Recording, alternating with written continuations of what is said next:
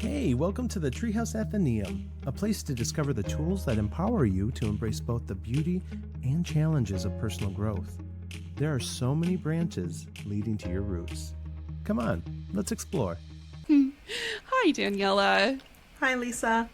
Oh my gosh. I'm so excited. I'm so excited today. We are going to be experimenting, and all of y'all will be here to hear it happen or see it happen if you're watching on YouTube. And honestly, watching this one on YouTube might be the move because we have some visuals, but maybe we should actually, I should stop jumping the gun. Can you help me? Introduce the topic. Yes, I can. We are going to be merging astrology and Enneagram because we have this theory that we have been exploring together about how your astrology and your Enneagram kind of correlate to each other. So what I have said is that astrology is the nature and Enneagram is the nurture. So astrology is what you're made of, and Enneagram is the product of is how you are made plus how you were raised. Yeah. Okay, astrology is the nature, Enneagram is the nurture. Mm-hmm. That's so interesting. Because in the Enneagram community, there's a lot of talk about is it nature, is it nurture? And when I was getting my certification for it, they were saying it's a little bit of both. And I could definitely see that. But also with astrology, the thing that finally sold me on astrology was somebody talking about how if the moon can control the tides in all the oceans on our planet, then why wouldn't the gravitational pull of other planets affect us who are made primarily of water? And so the position of the planets in the sky at the time that you were born, I know that it seems kind of arbitrary when you're first learning about astrology, and everybody's I don't know anything about my horoscope, which is something that once you learn more about astrology, you're that's not it. But also we all start somewhere. So my theory is that things land with you the way that they do because of the placement of where things were. So for example, you are a Virgo moon and I am a Cancer moon. And so something that might be, I'm trying to think of a good example here. No, that's a great example because being a Virgo moon, I'm practical, analytical, whatever, but your moon is your internal world. So my internal processing is type A to the nth degree, super practical, super perfectionistic, hypercritical, analytical, all of those things. And I apply that to myself. And so if you think about the Enneagram, one is about being right or good. And if I'm overanalyzing myself, then what's the end result there? One of them is that I'm overanalytical in how I'm supposed to be. And so where you are Cancer moon, and Cancer, if I didn't say Virgo, I kind of explained Virgo. Cancer is more emotional. It's more intuitive. It's more nurturing and caring. Cancer is ruled by the moon, so all the moon archetypes are attributed to Cancer. And so Lisa, having that internal perspective with the Cancer flavor, leans more into the feeling triad. So if I saw someone with a Cancer moon, I might assume that they're in the heart triad, which is going to be 2, 3, or 4, and Lisa's a 3. So it makes sense. It makes sense in my head because something that pings Lisa might not ping me. And we could have been raised exactly the same, but we are going to react differently to it because of our makeup. And you can say our DNA, our natal chart, our astrology, whatever, we're going to react differently because of how we're made, our nature. Yeah. Okay. I'm really glad that that's what you went with because the Virgo piece of that. So Virgo is very systems oriented, notices the details, can kind of come off as critical, and honestly, they're pretty nurturing. So to me, like with your Virgo moon, it makes sense that that inner perfectionism relates directly to a 1, right? Like a 1 is going to be the perfectionist. That's literally the nickname for it. Yeah. But you're still right next to the heart triad because you have that nurturing piece of Virgo in your moon sign being your emotional self. Now, I also have Virgo in my big 3, so all of those qualities apply, but for me, it's my rising sign, which is the social sign, kind of like what your outward appearance is. Some people call it the first impression sign, and I don't think it's really like, I just see the correlation because 1s and 3s often get mistyped for each other. Yeah. They both want to be the best, but for 2 very, very different reasons, right? So it makes sense that you would land feeling triad adjacent, but maybe be more in the instinct triad. And it would make sense that I, as the achiever, who also has perfectionistic tendencies, would have that Virgo to go with it too. So honestly, this whole discussion is one that Daniela and I have had several times before Treehouse was even born. And it's the basis for the whole thing here. So we're going to test that out and really kind of put Daniela's skills to the test. Scary. Exciting. Here's we talked a little bit before we started this about, what we want to get out of this podcast, and I was like, I want to get it right. And Lisa was like, okay, Enneagram 1. Like, yeah. So, but I want to be clear that if I get it wrong, it's because of me. So I think this theory is solid, but it is the my knowledge and practice being put to the test here. Yes. Okay, so the way that we went about this was by finding a celebrity, right? Because celebrities are a good point of reference. Daniela and I had to both be familiar with that celebrity at the very least. And the person that we picked is one that both of us really love and kind of look up to. And that person is the one and only Miss Tina Fey. So we have Tina Fey's birth chart here. I know what Enneagram type Tina is. It feels weird to not say Tina Fey. She's kind of a first C, last C. Yeah. I can't just say Tina, or Amy. No, it's Amy Poehler. No. Amy Poehler, Yeah. Tina Fey. But Yeah. Seth Meyers, he can just be Seth. Yeah. I don't know. It's different. It is different. It's It's real Tina different. Fey. That's I Tina Fey. I have to tell the story because we're here and you had to have known that this is going to come up. But I'm aware. I once brought Tina Fey a side of rice. And the date is escaping me right now, but I have it saved in my phone. And so my best friend from high school is also a huge Tina Fey fan, and so I immediately texted her because she came into a restaurant that I was working at, and her daughter, I think, like spilled a whole thing of salt on a side of rice, and she called me by name because of course I was wearing a name tag, and she said, Daniela, can you get me another side of rice? And I ran back to the kitchen and texted my friend and was like, whatever date it was April or March. I think it was around this time, and I was like, on April 14th, Tina Fey asked me for a side of rice, and the Mean Girls, like a riff off of the Mean Girls quote. So anyway, Tina Fey will always just be Tina Fey because it's Tina Fey. She is 5'4" of legend. I just adore her. Mean Girls was so good. And the thing about Mean Girls too, this is a tangent, is I like the way that they keep updating it, like to reflect the culture at the time. So like that movie came out in 2003.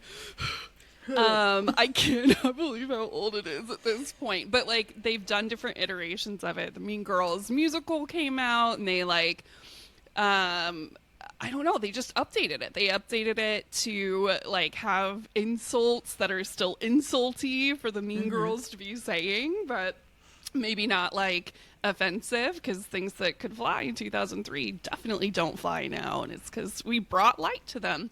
But anyway, the point is, Tina Fey rules. She is our non-problematic queen, and we adore her. Yeah. Yay, Tina Fey. Okay, so how would you like to tackle this, Daniela?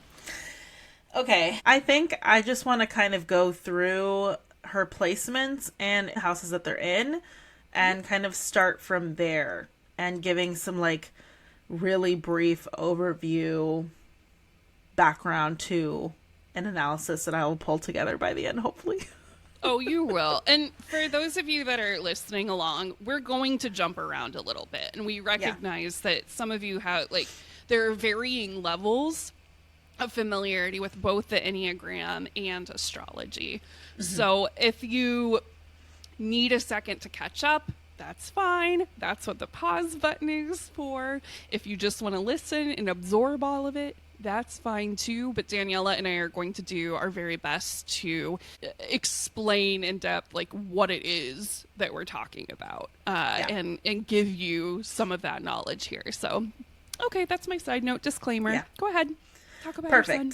It's a lot. I mean, even for us, it's a lot. I have my little like cheat sheet right here, so even for us, it's still a lot to consider. So just putting that out there. If you're like, what's happening right now, I promise you, it'll come together by the end. Stick with it. Okay.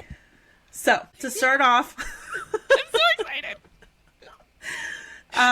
Just to kind of lay some groundwork about her chart, if you're not looking, Tina Fey is a Taurus sun, Libra moon, Leo rising, which is already interesting to me personally because I love a Taurus. And so I'm like, of course she's a Taurus. But also because she has 3 different element flavors in her big 3. So Taurus is an earth sign. Leo, her rising sign, is a fire sign. And Libra is an air sign. And so if you kind of think about the elements and their properties, the signs have those flavors. So like all air signs have some general qualities kind of like split into different specificities.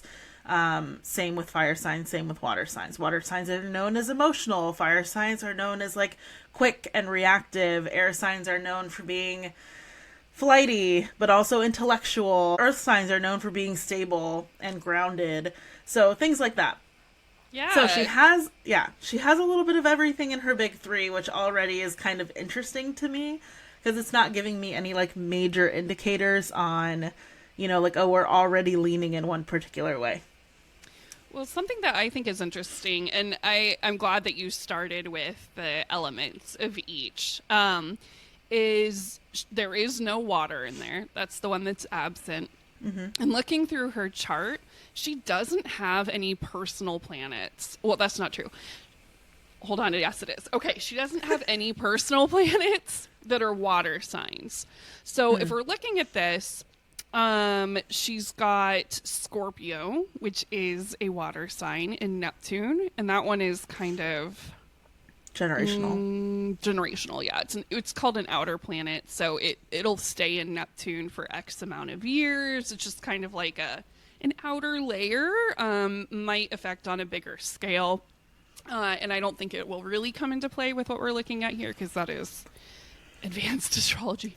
Yes. And then the other one that she has is Pisces, which is her north node.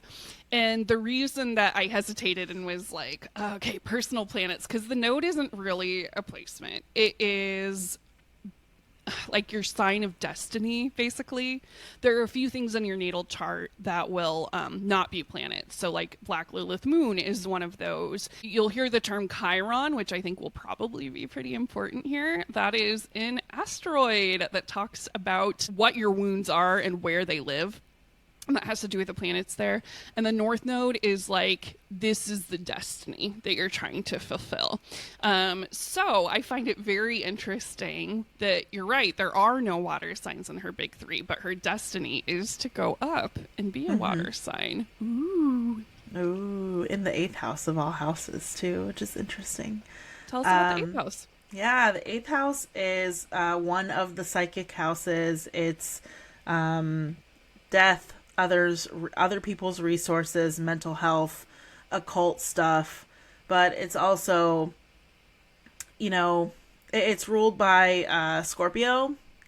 So it's all of that kind of deep hidden, not hidden because that's more 12th house, but it's all of the deep kind of ooey goodness that's underneath the surface, but not in a hidden way, more of like a shadow worky kind of way, instead of like this is completely obscure or like obstructed from my view. It's the stuff that you might not really want to look at, like death. Yeah. Well, and I mean, she's a comedian. Like, so it makes sense that that might not come as naturally to her. And it's interesting to me that is, you know, her destiny, because your destiny doesn't have to be linked to your career. There's a different point in the chart for that we'll talk about later. But yeah, I'm really interested to see like what that means for her. Especially with some of this stuff we're looking at. So let's dig into it. Yeah. So the next thing I want to dig into a little bit is the houses that these things are in, and also defining a little bit of what we already kind of talked about moon being your internal world. So Libra being an air sign, very charming, social, but also kind of justice oriented, also known for being indecisive. So those are the flavors that are kind of are flavoring her internal world, how she looks at herself, how she processes things. So in my head, what sticks out is, again, being an air sign, she probably is very intellectual. And we know that because it's Tina Fey.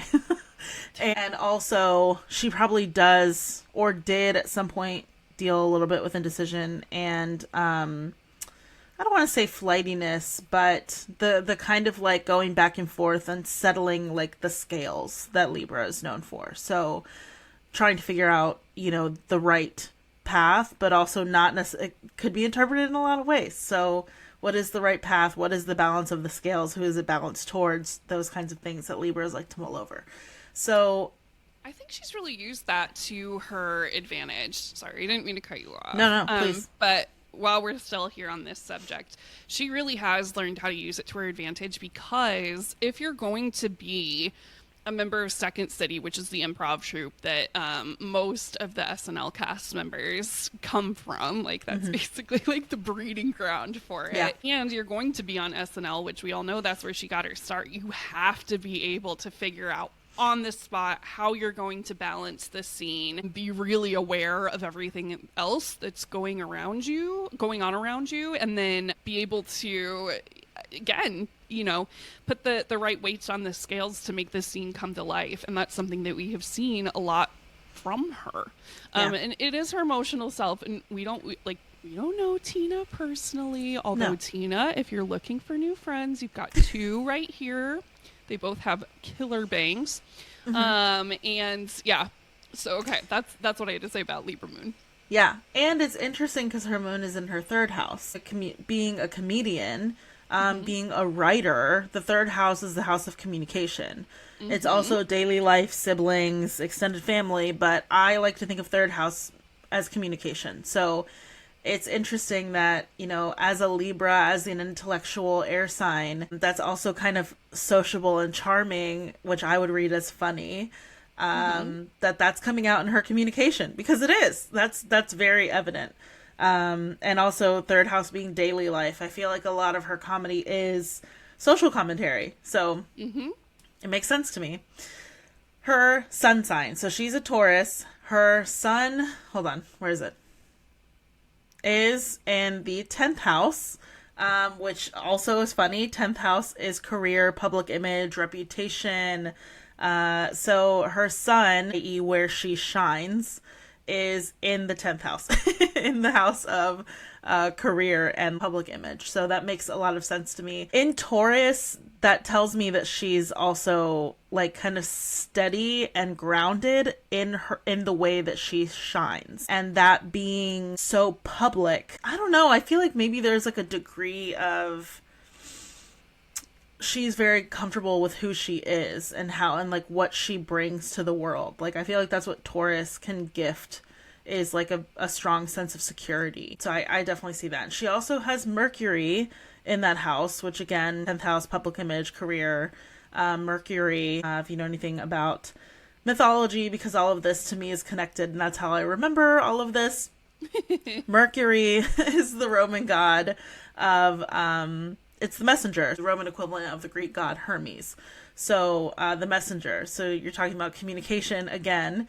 And Mercury rules Libra, or is it Jupiter? Jupiter rules Libra. Oh. Libra, I'm an idiot. Libra is Venus ruled. And so is Taurus. I'm such an idiot. So we have that whole like so at the time of recording this, 2 days from now, we are going to have a full moon in Libra, and Venus will station direct as well. So it's just kind of funny that both of it evaded both of us, even though it's something that's been very much on our radar all week, talking about Libra and talking about Venus. Seriously. No, I just work here. Yeah. So her Mercury also being in Taurus tells me that her communication and like the way that she puts thoughts together, the way that her intellectual mind works, is also kind of steadfast and grounded and maybe a little bit stubborn. So that's interesting to me, because I feel like within this so far, I see a lot of like sense of security and knowing who she is. And then you add in the Leo rising. Leo risings are interesting to me. It's funny, I was just talking about this. This just came up for me last week because my mom is a Leo rising and I have a couple other friends who are Leo risings, and I struggle sometimes with that energy because I also like to look at the rising sign as what you attract and how. That's how one of the people that I follow, one of the astrologers I should say that I follow, is Chani Nicholas. And if you are looking for like a very intro level to astrology, I highly recommend her book. You were born for this. You were born for this, thank you. Like, she doesn't go through the whole birth chart. She goes through your sun, moon, rising, the houses, and your chart ruler, which is the ruling planet of your rising sign. So all of that can kind of indicate where your passions lie, and that's kind of the dots that she connects in the book, is that your rising sign really is... There's a whole camp of people that think that your rising sign is more important than your sun sign, but the rising sign is what she says, what you attract and how, like what you're pursuing and how you pursue it. So with Leo rising, what I've kind of told myself is Leo risings are pursuing themselves. So like, because Leo is all about, Leo is ruled by the sun. The sun can't help but shine. It's just your vitality, your life force, like Leo risings have like a big sense of, how do I say, I don't want to say importance. It's not that they're, yeah, they're just, they really take up space, and like, good for them. With her having that Leo rising energy, to me, it kind of throws it off a little bit because of my preconceived notions about Leo risings. But I also know that, Tina Fey is such an evolved person, so I have to like put that out of my head, because I already am like, no, she has taken this to another level and figured out how to work with sun energy in a way that works for her, because obviously that Leo, that sun energy is helping her. She is a big deal. She would be the center of attention in this room. You know what I'm saying? Like, I can't imagine her not being the center of attention in any room, and not because she's making it so, but because of the value that she adds everywhere she goes. Yeah. And something else that I'm noticing here in the ones that we've covered so far is each of the signs has like a different, it's not modality. What's it called? The like cardinal, fixed, mutable. Yeah. I forget what it's called. Yeah, they're called modalities. So both Taurus and Leo are fixed, which means when they get their mind set on something, it's set there. Like, they're gonna get it done. And it's interesting to me that so Leo is in the first house, which is the house of self. That is the image that she's projecting out into the world. Taurus, as you already said, is our like career, and your kind of public appearance. And so with Taurus loving luxury and the finer things in life as much as it does. And then Leo having this reputation for being very loyal. She definitely has that star power with Leo, but the Taurus, I think, grounds it a little bit, because you're right. A lot of people do think of her as like very grounded. And have you ever seen Tina Fey on a project that sucked? No. She's very discerning. She's very discerning. And I think a lot of that is due to having Taurus Mercury, so the way that she communicates, Taurus Sun, the way that she shines on everything, and then Leo giving it that little zhuzh, you know, she's gonna zhuzh it up. It's gonna be like a little bit of pizzazz. So far what we have is that she's got a bunch of stuff going on in Taurus. She's got that Leo exterior. She's got kind of a more balanced inside life with that Libra moon. And then with the Taurus Mercury, that's her communication style as well. So if you're thinking about this, just based off of these, and we're going to keep going. Yeah. But I'm just curious to know, just based off of this combination, what are your initial thoughts? So the only thing I'm going to add on to this to kind of pull together what I'm about to say is I want to talk a little bit about the chart ruler. So your chart ruler is your rising sign's planetary ruler. Her rising sign is Leo. The planetary ruler for Leo is the sun. So the sun is her chart ruler, and where it is kind of, according to Chani Nicholas, like the area of life that you're going to constantly pursue. And for her sun is in her 10th house, and so that's going to be her career, her public life. So with that, even though she does not have any water signs to speak of right now, I feel like 3 lends to this kind of like, I'm in the public image. Well, but see, here we go. Because the motivation, what she's doing is achieving. That's not necessarily what she's setting out to do, though, which is kind of where it gets tricky with the Enneagram. So, to me... is she not, though? Because if she's not in any sort of, like, terrible project, that's intentional. You know she gets offered these things all the time. Oh, yeah. But that's what I'm saying. Like, with Leo... And I feel like you can't help, even the most healed Leo, I feel like is still going to be a little bit thinking about their image. So to me, that reflects as 3, because 3s want to bring value. And I've seen some other takes about 3s and saying that they want to also be admired. And so that's kind of like the dots I'm connecting, is the 10th house energy, the sun being her chart ruler in the 10th house, to me feels 3-ish. But my hesitancy is that 3 is a heart sign in the heart triad. So is she really motivated by her heart? Is her core, like, is she in the shame triad? And I don't know. I think I need to dig a little bit more for that, because, I mean, I guess if I were to look at it maybe opposite, everything that we just said, we've kind of said mostly in a good light, like what she's pursuing, what she's trying to do. If she does fail at a project based on this, I would think that would bring shame. Or would it bring anger? I don't see the anger yet. Where's her Mars? Gemini. I want to jump in here. Yeah, go for it. Oh, Leo. I'm an experienced Leo. I've been a Leo for 35 years, and I can tell you, Leos they get the reputation of like being glam and being the spotlight because they are the sun and all this stuff.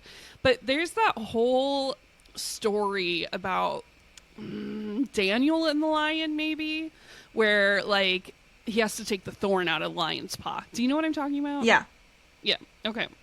I don't remember if that's a Bible thing or not. I was not raised on that, so I'm just going off of things that I remember hearing when I was a kid. Anyway, so Leos definitely have a big roar and like a very tender little heart, because they want to be seen as like the top of the food chain. You saw how upset Scar got in The Lion King when he wasn't chosen to be royalty.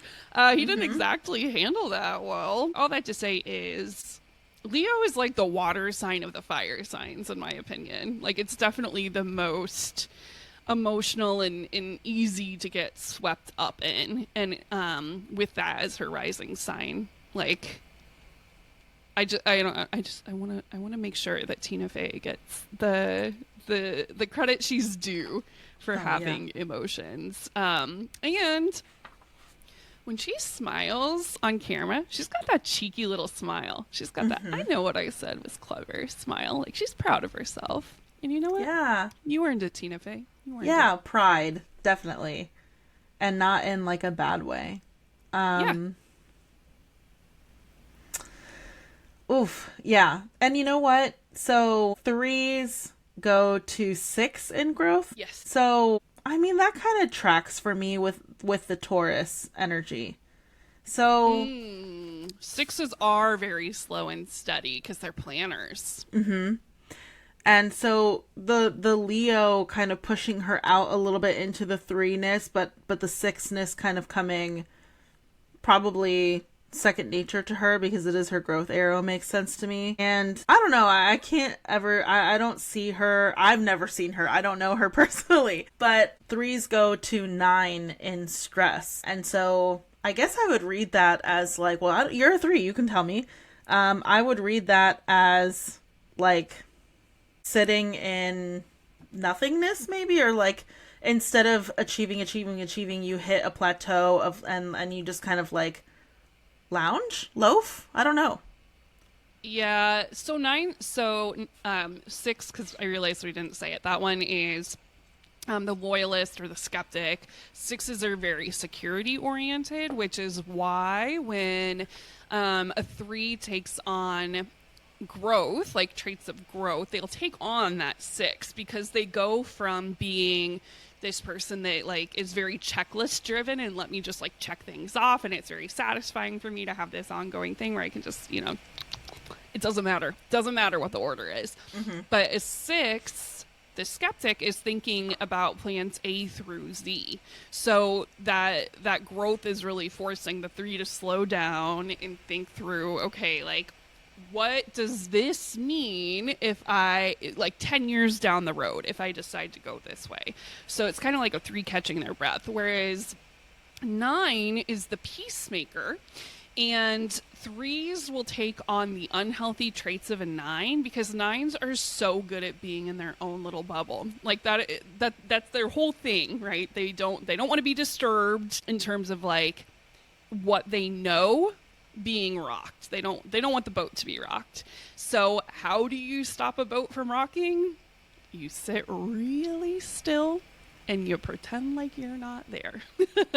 And that's what the unhealthy trait of a 9 is it's called numbing out, where you just kind of like turn into yourself and you don't poke your head out because no one can see you, and you just kind of stay there. Or it's this other concept of, okay, maybe you're not going to sit there and not do anything. Maybe it's a thing where you try to efficient your way through a feeling as a means of numbing it out.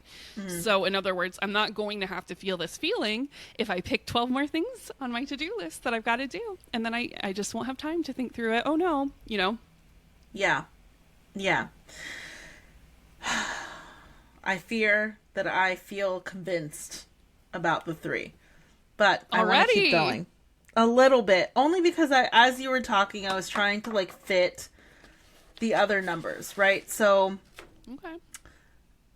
And I have an argument for most, and that's the problem. If I were to go based off of that kind of, like what you said about Leos still are emotional, and fire signs, you know, are emotional. It's just not the emotion that you think of when you think of emotional, or when you think of the water signs. Fire signs are fiery, and that can come off as emotional for sure. So I was trying to think of the head triad, right? Because she's got a lot of intellect and air stuff in her chart. Her Mars, your Mars is like your drive, your action, your fight. The reason I said, when I said about her anger, where's her Mars sign? When you're angry, I feel like your Mars sign can kind of like show through a little bit. And her Mars is in Gemini. Gemini is another air sign. Geminis are known for the intellect. If you've heard Dave talk about how he's intellectually oriented. He doesn't say that. He says he's cerebral. Cerebral. Thank you. Yes. Dave is very cerebral. And so are Geminis. He is a Gemini sun. So Tina Fey's Mars. I can't believe it. She just felt that in her ribcage. Oh my God, she regrets asking me for the rice. That's what I just felt in my bones. She just rolled over and was like, I shouldn't have asked her. Gemini, being cerebral in the air, I'm getting so off. Okay, I almost said air triad. It's not a triad. Is it a triad? No, it's 4 signs. 4. Wait, what? Okay, there's Libra, Aquarius. Yeah. Libra, Aquarius, Gemini, and yeah, it's a triad. Yeah. Ooh, another little connection. Oh my God. Okay, so Geminis, it is. Geminis. The other cool thing about Geminis, and this has nothing to do with anything, but this is just a little bit of my love for Geminis, are known as the twins. And they have this, like, inner duality to them, which I just love. They're very intellectual, curious, like, very curious people, playful kind of vibes. So that being her Mars, I feel like makes sense to me. And then her Mars being in the 11th house. 11th house is the house of friends, good fortune, community. So her action being driven towards community. And then also, I don't know, that makes sense. I feel like with her like Libra moon, I feel like that's very, I don't know, I like it. I like those two things together. I feel like it makes sense. Yeah, and she's good with the ensemble stuff too. Like if you think about 30 Rock, right? She had Alec Baldwin and Jane Krakowski, and they could not be more different. But like the depth that she gave the characters was very Gemini like, where it's like they're either 8 or 80 at all times. Like there's that childlike playfulness and like the oh my God, how many lifetimes did you have to live to get this kind of wisdom to them? And that is how she writes. And I mean, think about like Mean Girls. That is an incredible ensemble cast. Like, yeah, it's supposed to be mainly about Katie Heron and Regina George, but then you've also got the rest of the plastics. You've got Damien, you've got Janice, Tina Fey herself as the teacher. Like, it's a really good ensemble thing, and I appreciate the way that she doesn't leave anybody behind like that. And I think a lot of that comes from having Gemini in her 11th house of community. She's like, everybody get a buddy, come on in. And that's how she's taking action with Mars. And that drive towards friends and community too, and like the ensemble for sure. So I don't know, I think like if I were to try and shoehorn her into the head triad, I don't necessarily feel like she would be a 6, which no one knows this, and no one would know this if I wasn't about to say this, but we have done this before. We recorded a version of this without Tina Fey. We used somebody else who I already forgot. Who was it? Amy Poehler. Amy Poehler? How could I forget? In my head, I was like, embarrassing! I was killing both of them. Oh my God! Well, in my head, I was like, it was Amy Poehler, and then I was like, no, it wasn't Amy Poehler. That would be too perfect. But here we are. So. Well, it is, and quick side note, the only reason I know this, any of their Enneagrams, is because Amy Poehler got obsessed with the Enneagram and made everyone take it. And then she had like a birthday party where she was like, okay, let's talk about our Enneagrams. I was like, my queen. I want to be friends. Okay. So, let us in.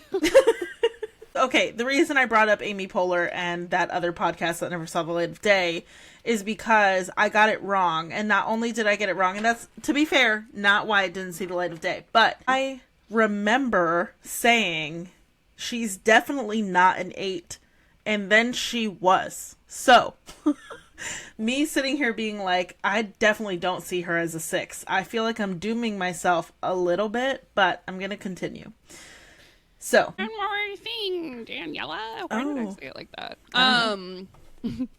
To be fair, in your defense, none of the types are gendered, right? Like, anyone of any gender can be any of the types. Mm-hmm. However, people do associate gender with 2 numbers in particular.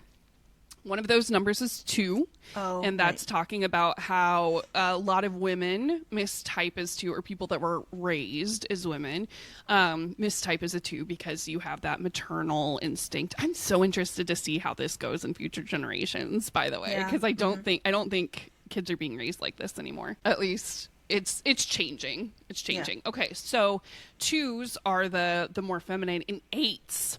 Most people associate that with men because men have traditionally had the stage, 8 being the challenger, 8 being the one that wants to have control over their own destiny, and 8s, I mean, like, who has had the opportunity to have control over their own destiny for millennia?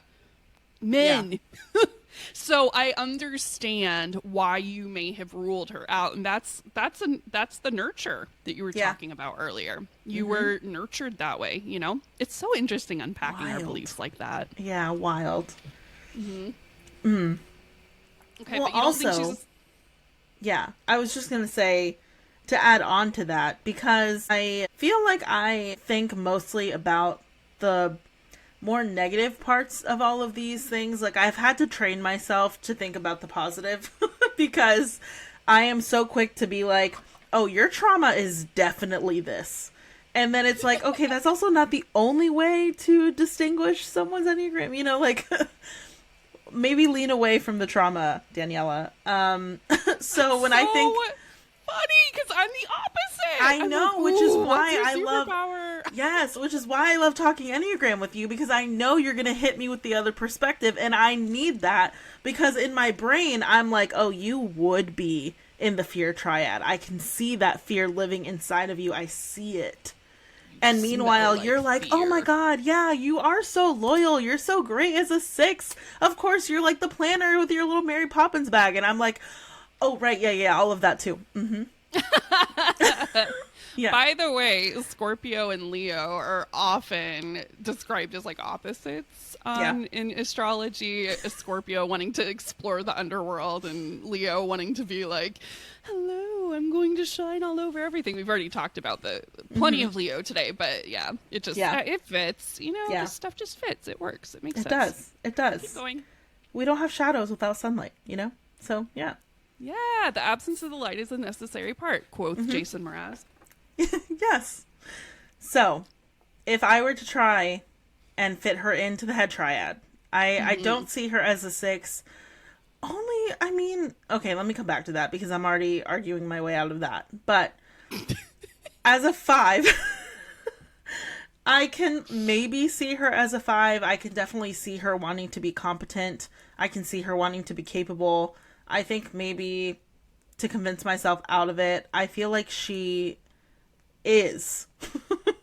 So she is competent and capable. And if I were to go on the negative side of that, I think maybe it could be argued that her Leo sun would, you know, based on her nurture, could be seen not wanting to be incompetent instead of wanting to be admired. She wants to be competent. That's another one again. And I'm going to say the same thing about 1. I can see this energy being channeled into, I want to be good at what I do. So, those are the toughies in my head. Yeah, like 1, 3, and 5. I personally have gone back and forth between or when I was learning more about Enneagram, I was like, am I a 1? Like, I am really a perfectionist. Am I a 5? It drives me nuts when I'm not, like, the best at something immediately. Like, I hate feeling incompetent. I hate it. I hate it so much that one time a friend of mine said that he had a note about me saying, it was just a direct quote saying, I like to be competent. Lisa. And I was like, oh, good. That feels great. And in that moment, I was like, oh, yeah. Well, I'm triggered by the way that he perceives me. Yes. So yeah. that goes back to the 3 piece of it. The 3. Yeah, I never doubted for a second that I was a 1, especially as I learned more. Because, again, those same things that you're talking about, I like to overcome challenges. Because, to me, that says that I don't know. It's a sense of, I guess, personal achievement, but it's not for anyone but me. Like, when I love playing video games, and if I beat a particularly hard level, I'm not about to shout it from the rooftop. I don't want attention for beating the hard level, but I feel like I'm proud of myself the rest of the day because I'm like, I did a good job. I finally did it, and it's like, anyway. So, and cannot compute. I made everyone look at my Animal Crossing island in 2020. That's not a competitive game, but I was like, come over, look at how good it looks. Meanwhile, yeah, and this is what I mean. This is how, interconnected, because just like astrology and Enneagram, you have a little bit of everything in you. The whole point of the Enneagram is not to say that your one type is the only part of you. You have all 9. And the same with astrology. Your natal chart, every sign, every planet is represented. It just, what is getting the flavoring. So everyone has a little bit of Aquarius in them. Everyone has a little bit of Scorpio in them. Everyone has a little bit of Leo in them. And it shines through in a particular area of your life, which are the houses. That's where it gets kind of like when you start to mesh everything together.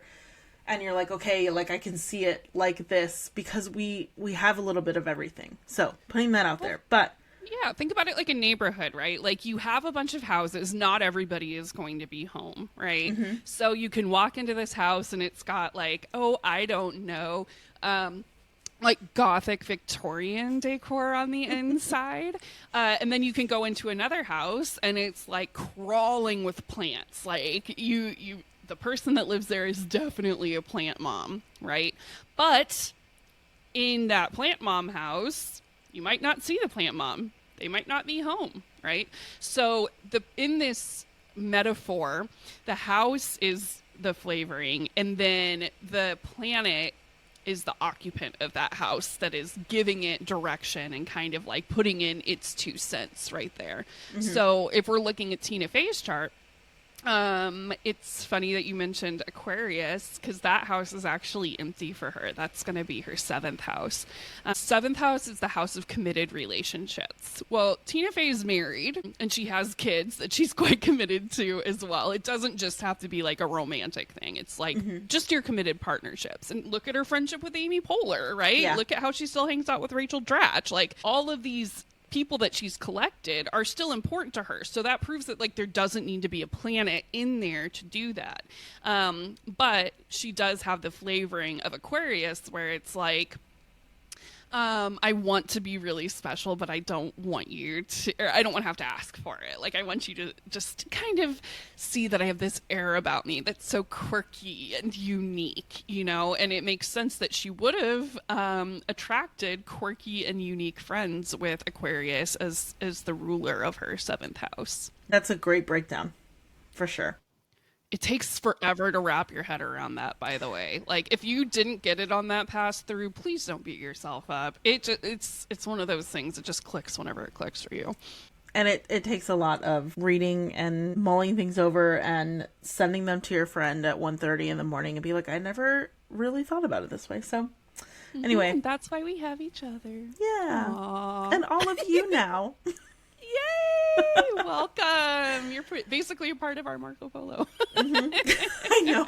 This feels like it a little bit. Yeah. I'm into it. Okay. So if I were to move to the other head triad that I haven't gotten to, it's 7. And 7s want to seek joy. They want to have fun. They seek to be happy. They don't want to be trapped in pain. I'm sure all of that applies. No one actually wants that, whatever. But everyone wants to be happy. Nobody wants to be stuck in pain. But I think with her being so meticulous about things, I don't necessarily see... I feel like 7s have FOMO a lot. And I don't know that I would attribute that to Tina Fey. Because I do see how she is discerning and deliberate.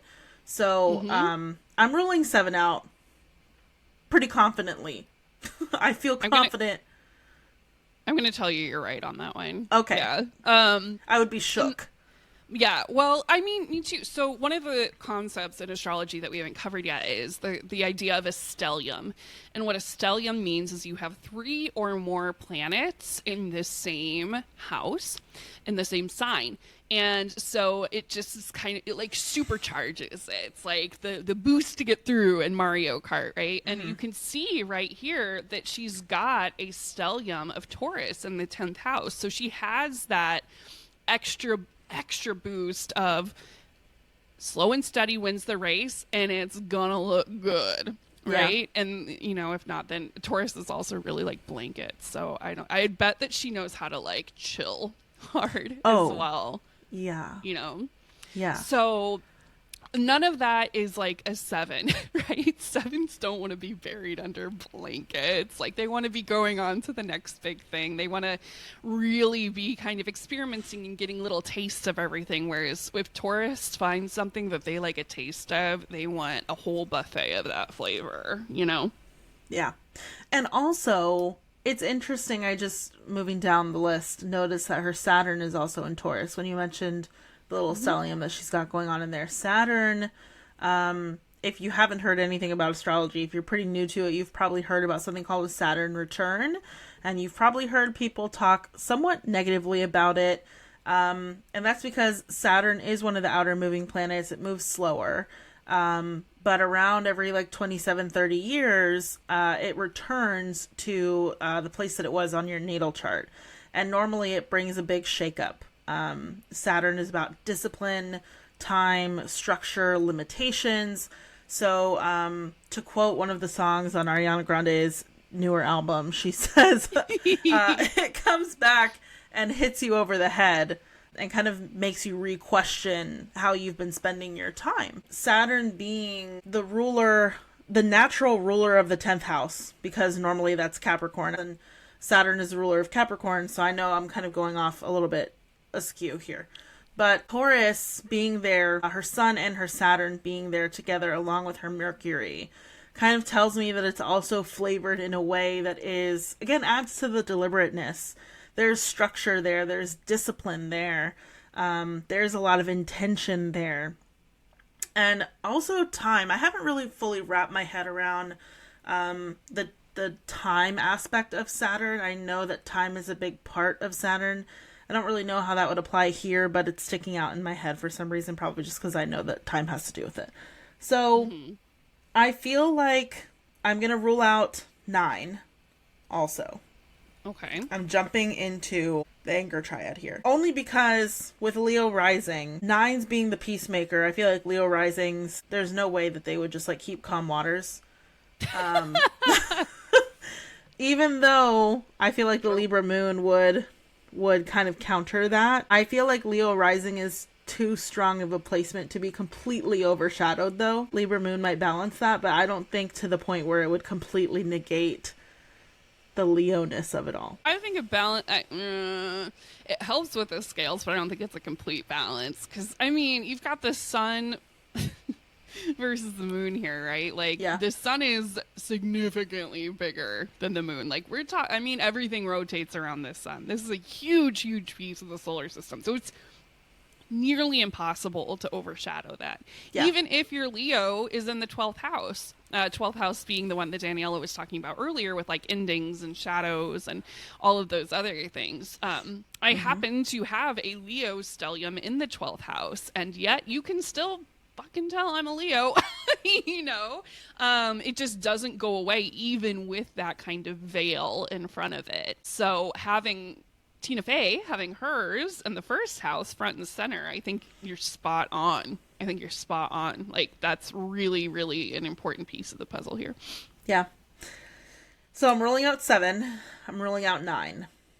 Okay. 7s and 9s are often mistyped for each other too, by the way. Yes. Would you lump 2s in with that? 2s and 9s are often mistyped for each other, but I wouldn't say that 2s and 7s are typically mistaken for each other. It's kind of like the the 9 is the thing that binds them in that way. Because the thing that 7s and 9s have in common is they're like, oh, that looks hard, I do not see it. And it's because the 7 doesn't want to get trapped in pain, and the 9 doesn't want the boat to be rocked. They want everything to stay the same because they know that they can rely on that. 2s and 7s, I really like struggle. Like, I guess they're both kind of like, they both have the potential to be the life of the party because a 2 wants to be loved. So they're going to be doing, or be worthy of love. They're going to be doing whatever they can to kind of like, you know, mix and mingle and be the life of the party in that way. Yeah.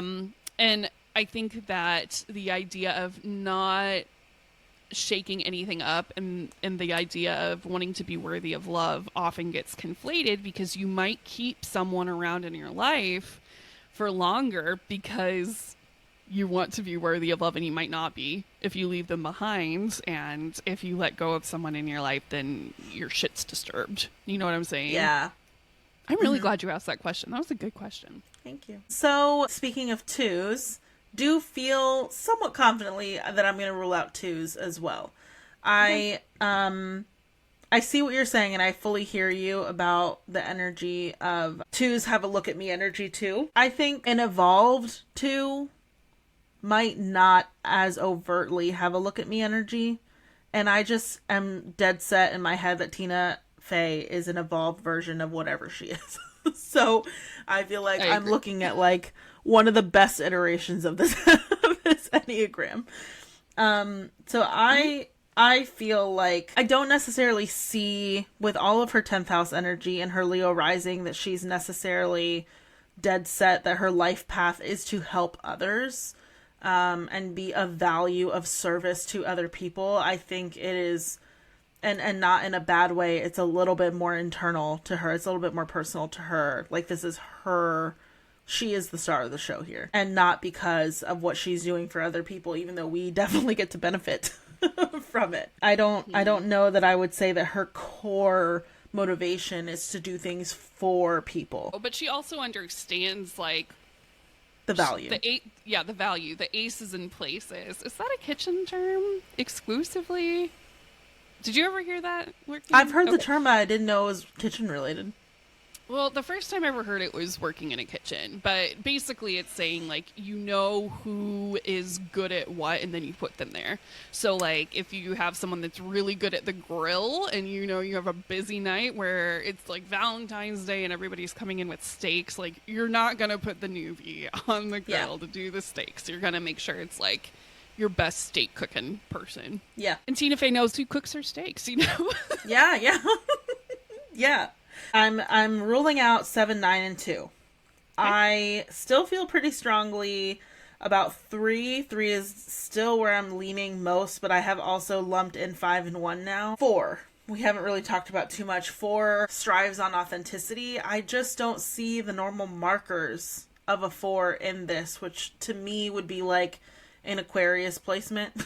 So kinda, yeah. Something to be like, so the focus on herself, Leo rising, I would say, can be attributed to a 4 of kind of focusing on how you're being perceived. Again, I feel like I'm leaning towards 3, but 4's kind of thinking about their authenticity, how they're being kind of like, if other people find significance in them. I feel like maybe Leo can be kind of morphed into that depending on the environment. But I also feel like I don't see the moodiness and broodiness in her of a 4. She doesn't appear to be, like, chasing a missing piece either. Like, she comes off as someone who feels very complete and sure of herself in that way. All of that Taurus. Mm-hmm. Yeah. So, and that is very 4. Yeah. So before you make your final guess, we are not going to get to all of the planets today, right? Because we did talk about how some of them are outer planets, more generational. They aren't going to have as big of a bearing. So, like, that Scorpio Neptune that we talked about earlier, not really. Like Libra, Uranus, that one is like, okay, how are we going to shake things up? So there might be some correlation with her moon there, since it's in the same sign. But for the most part, not going to worry about it as much. And the her 2 Jupiter. that we have not touched, Jupiter is, how you do your luck. how you get your luck. And that one is kind of like really in the middle of things. Like by things I mean the inner and the outer planets. But also being in that same house with Uranus and her moon is interesting. Yeah. Yeah. The two that we haven't gotten to yet, neither of them are planets. One of them is Chiron, which I talked about a little bit earlier in the episode, and the other is midheaven. And the reason that midheaven is important, particularly to this discussion, is because midheaven is like your career. It's like what you are destined to do. And both her Chiron and her midheaven are in Aries. So the thing that she is trying to heal, it can be assumed that it'll be done through work because both of those things are in the same sign. So if we're looking at her chart right now, it looks like Aries is in the 9th house being like philosophy and travel, basically like the Sagittarius kind of qualities. Higher education, yeah. Yeah, exactly. Aries is also kind of emotional in that they're still a fire sign, so they're still going to be going forward. Aries wants to be the best. However, Aries is baby. Aries I know you're doesn't want to hear that. Yeah, that's like my favorite thing. Aries is baby. And it's like, but it's similar to Aquarius where it's like, they don't want to have to be the one to tell you that. They just want you to know, like, and recognize that they are the best. And Aries can often, like, get really fired up about something, and then you kind of duck and cover, and they flame out, and then they're over it. Like, it never happened a lot of the time. So to have an Aries midheaven and an Aries Chiron, where maybe she can get over things more quickly, where she can churn things out more quickly when she needs to. She can pivot. Both of those things tell me that she can pivot pretty easily. I definitely think that those two things would factor into the overall assessment here. So I'm going to hand the mic back over to you. Well, with that, I heard a lot of keywords for a 1 and 3. Dang it. Okay. Aries wanting to be the best. Her Chiron in the 9th house in Aries also kind of tells me that there is a little bit of a wound with maybe in like, I don't even know how to synthesize this in my head, but like initiation. So my Chiron's in the 5th house, which I feel it. Obviously it's, you know, my chart or whatever, but like, for me, that's creativity. Yeah. No, what is the 5th house? Can you tell us? 5th house, yeah. 5th house is creativity, pleasure, fun, the house of children. It's all about, like, things that bring you joy, but also, like, all about creation. And so, I do tend to have a little bit of an inner struggle with, and I think it's because of my perfectionism, with creating things, creativity, because I want it to be perfect. And we all know that perfectionism is, like, what's that saying, is the inhibitor of progress or something like that? I don't know. But it does tend to kind of like stall my creativity because I don't even want to do it. I don't even want to attempt if I'm not 100% sure on this like idea, because I feel like that is so out there for criticism.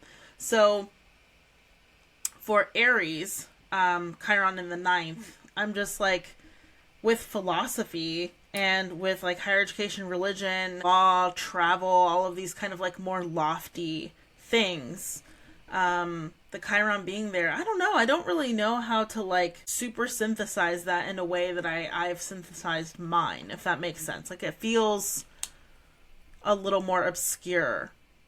And then being in Aries, knowing that Aries have to come in first, initiate a lot, are very driven, fiery, quick people. The Chiron throws me a little, but I still feel 3-ish. Is that your final answer? I don't know. Okay.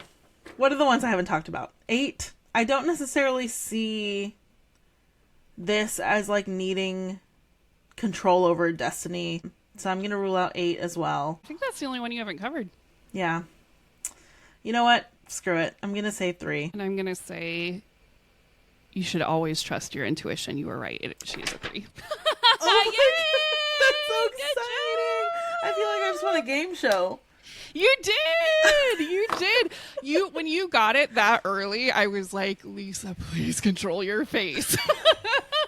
Well, I was so proud of you. And the other thing that we were talking about before we started recording is I put together this like graphic with her chart this morning, and I sent it to Daniela, and I was like, if you want to look at this ahead of time, go for it. But let me tell you, I have no idea how to get to what she is looking at this chart. And then you figured it out in the first like 3. It was amazing. That is what I second guessed myself so much, because I was like, this seems so obvious to me. So I want to hear your thought process. You already knew, but why did you think that it was going to be harder to get there? The Taurus stellium is what threw me off the most. That slow and steady piece of it, and really taking your time. But like what you said about the growth arrow and that being in 6 with that connection, I think that was a missing piece that I hadn't thought about yet. And one of the other things that I was fixated on, that we actually didn't cover at all, was her Venus sign. So you'll hear people talk about a big 5, and big 5, big 6. Venus is one of the personal planets, but we didn't go over it because Venus is like beauty and love, and it's usually like a lot more personal. So just like how we didn't necessarily stay too long on the moon part, it's really hard to speculate on Venus when we aren't a part of her day-to-day life. Like, yes, we see how her art comes out. We see the duality of it in Venus, the way that, or in Gemini, I mean, in the way that we described with like Alec Baldwin and Jane Krakowski. But I was just like, Gemini, Venus, man, like what, like to me, I was like, that's kind of pointing towards 7, because Geminis, I think, can slide into that 7 slot a lot more easily. And I was seeing a lot of that air sign too. But I think the reason that I got in my own way on this is because I have so many things in common with Tina Fey. That strong Leo presence, and being a 3. Right. So I was like, is this bias? Am I just like, is there, because I already knew what she was. So I was like, am I going to steer it away from this just because I am a 3, because I do have strong Leo placements? Do I want to see myself in Tina Fey? Well, yeah, duh. Like, that's a great thing to aspire to. But I was hung up on the Venus part of it, and I was hung up on mitigating my own bias. Well, and this is such a great point to kind of wrap up on a little bit. This is what I love about this kind of, I don't know, theory. What are we calling this? It's an experiment. It's a theory. It's something you want to dive into. Firstly, before I say this, there are so many elements to astrology. In the same way that we say that like sun sign astrology isn't everything. If you only know sun sign astrology, meaning if you only know like your sign, so that's your sun sign. Like if someone's like, what's your sign? That's your sun sign. If that's the only thing you know and you don't feel particularly drawn or like seen by the description of your sun sign, there's probably some other things in your chart contributing to why you might feel that way. And so it's important to kind of take in all of astrology. But astrology is really complicated. So there's a lot to learn. There's a lot to kind of like get a baseline familiarity with before you can even start to analyze these things. And there's so much more depth than we even got into. All the lines that you see on the chart here are aspects.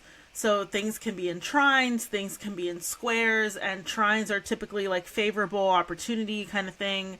Squares is typically like challenges.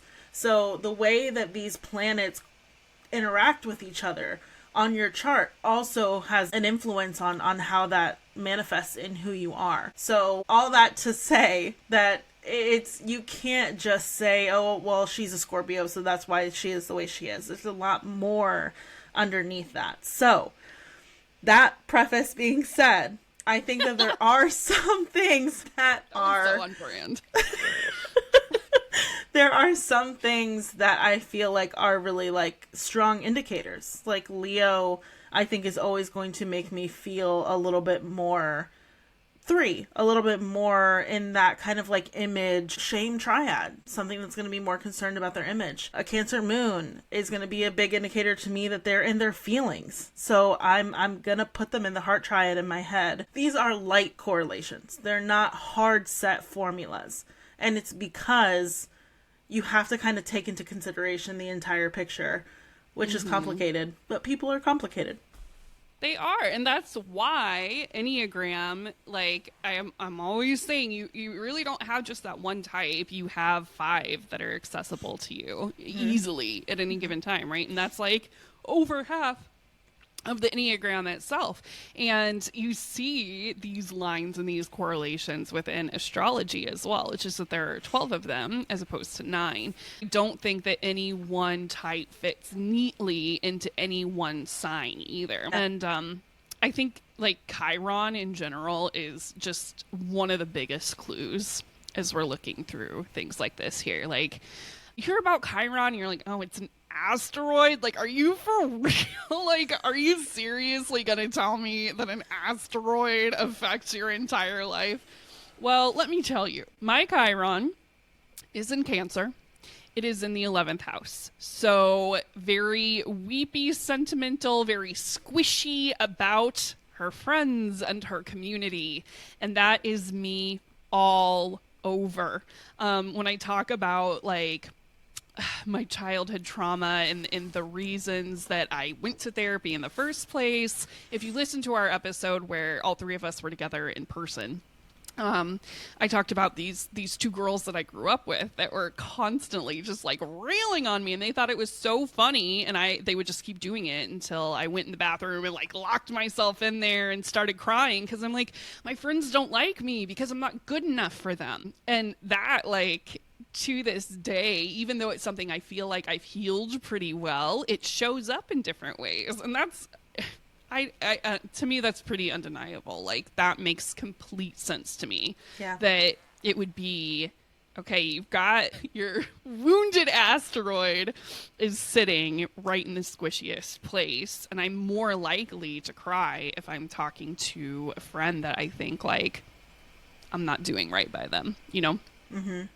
Yeah, I've already talked about my Chiron, but it being in the 5th, and also depending on what house system, and here we go into a little bit more complicated astrology stuff, but the way that you're looking at the chart, if you're looking at this on YouTube, you see on the inner circle there are numbers 1, 2, 3, 4, 5 all the way to 12. Those are the houses. In whole house astrology, it splits them all up evenly. Each house has 30 degrees. In other house systems, it doesn't. I don't know too much about the other house systems. Whole house is what I learned about first because it made the most sense to me. But depending on what you're looking at, you're probably going to find your chart if you're just kind of Googling it on Placidus, the Placidus house system, and that doesn't split it up evenly. So I've seen both, but my Chiron shifts depending on what house system you're looking at it. And so both of them make sense to me because the other one is the 4th house. And so 4th house being family and stuff like that, like I can definitely see how my Chiron, you know, like the wound that I need to heal is lightly tied to like family life and things like that. So not that I'm coming from like a broken home or something like that. Don't feel bad for me. I just mean like it's like these are the layers that you get to pull back when the more that you learn about astrology. But I definitely feel more strongly about my 5th house Chiron because I can see it throughout my childhood. The only creative endeavor I think I've ever been like confident in is dance. And I don't know, it's just got a different vibe to it, I guess. Everything else I've second guessed, doubted, you know, not wanted to put it out, even though I enjoy the process. Who doesn't love being a little bit creative? But will I ever show you? I'm working on it. But no. You said your Chiron was in Virgo? Yeah. Okay. Yeah. So, like, that's another, I mean, like, the house is where it lives, right? But the flavor of it is still the same. The flavor of it is still a wound around perfectionism. So, and nurturing as well. So, for that reason, I think it's okay that the houses are a little bit more flexible depending upon which type you choose. But I also find whole sign a lot more approachable. Well, we gave you a lot of information today. We gave ourselves a lot of information today. So treat yourself to 8 ounces minimum of water. Treat yourself to a deep breath or 5. And thank you for hanging with us. And you know what? If you happen to know Tina Fey and you want to send this podcast to her, we'd love that. But anyway, thank you so much for being here. Oh God, the pleasure was all mine. It was both of ours. Yeah. We're very cute. We love you. Yes. Okay, bye. Bye. Thanks for joining us in the treehouse today. We were so happy to have you. Hey, if you enjoyed your time here today, could you do us one little favor and pass this on to someone else who might enjoy it? We appreciate you so much. See you next week.